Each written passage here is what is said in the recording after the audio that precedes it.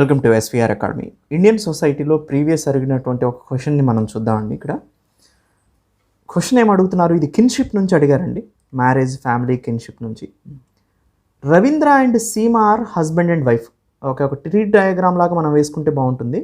Ravindra and Seema వీళ్ళిద్దరూ husband and వైఫ్ అంట. ఓకే, హస్బెండ్ అండ్ వైఫ్కి మనం ఇలా రికగ్నైజ్ చేద్దాం. Krishna and Madhavi are childrens of Ravindra and Seema. Ravindra సీమకి ఒక సన్ ఉన్నారు, అతను కృష్ణ. ఒక డాటర్ ఉంది, ఆమె Madhavi. Okay, Madhavi is married to Harish. మాధవిని వివాహం చేశారనమాట. ఎవరితో? హరీష్తో. Okay, and Jyoti is the daughter of Madhavi and Harish. Madhavi హరీష్కి డాటర్ ఎవరు ఇక్కడ? జ్యోతి. ఇక్కడ మనకి ఏం అడుగుతున్నారు? కాన్సంగ్యూనస్ కిన్షిప్ అడుగుతున్నారు, అంటే రక్త సంబంధ బంధుత్వం ఏది అని అడుగుతున్నారు. ఎవరెవరి మధ్యలో రక్త సంబంధం ఉందో ఒకసారి చూడండి. ఇక్కడ మనకి ఆప్షన్స్ని బట్టి చూసుకుంటే చాలా ఈజీ అయిపోతుంది.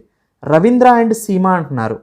రవీంద్ర అండ్ సీమ రక్త సంబంధమా? కాదు, ఓన్లీ మ్యారేజ్ వల్ల కలిశారు వాళ్ళు. మాధవి అండ్ హరీష్ అంటున్నారు. మాధవి అండ్ హరీష్ కూడా ఎవరు? మ్యారేజ్ చేయటం వల్ల కలిశారు, వీళ్ళిద్దరు కూడా కాదు. కృష్ణ అండ్ జ్యోతి. కృష్ణ జ్యోతి చూడండి. దాంతోపాటు కృష్ణ అండ్ హరీష్. కృష్ణ అండ్ హరీష్కి అసలు సంబంధమే లేదు. ఎందుకు? ఇక్కడ హరీష్ బయట వ్యక్తి వచ్చి మాధవిని మ్యారేజ్ చేసుకున్నాడు ఇక్కడ. సో ఇక్కడ వీళ్ళిద్దరికి రక్త సంబంధం లేదు. ఇక్కడ మిగిలింది థర్డ్ పాయింటే, అవునా? అలా ఆప్షన్స్ని కూడా ఎలిమినేట్ చేసుకోవచ్చు. అండ్ ఇక్కడ మనం చూస్తే కృష్ణ జ్యోతికి రక్త సంబంధం ఉంది. ఎందుకు?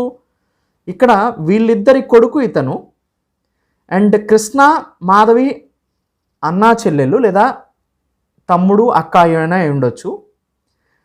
అప్పుడు మాధవికి పుట్టినటువంటి జ్యోతి కృష్ణకి రక్త సంబంధం అవుతుంది. So answer is Krishna and Jyoti. ఇలా ట్రీ డయాగ్రామ్స్ కనుక మీరు వేసుకోగలిగితే ఇలాంటి ప్రశ్నలకి చాలా ఈజీగా ఆన్సర్ చేయగలుగుతారు. ఇలాంటి ప్రశ్నలు అడగడానికి అవకాశాలు ఎక్కువగా ఉంటున్నాయండి. సో అందుకనే ఇలాంటి ట్రీ డయాగ్రామ్ కనుక మనం వేసుకోగలిగితే చాలా ఈజీ అవుతుందన్నమాట క్వశ్చన్స్ అనేవి. సో మనం ఈవెన్ అర్థమెటిక్ అండ్ రీజనింగ్స్లో కూడా బ్లడ్ రిలేషన్స్ చేసేటప్పుడు ఇలానే ట్రీ డయాగ్రామ్స్ వేసుకుంటాం కదా. సో అది మీకు చాలా ఈజీ అవుతుంది.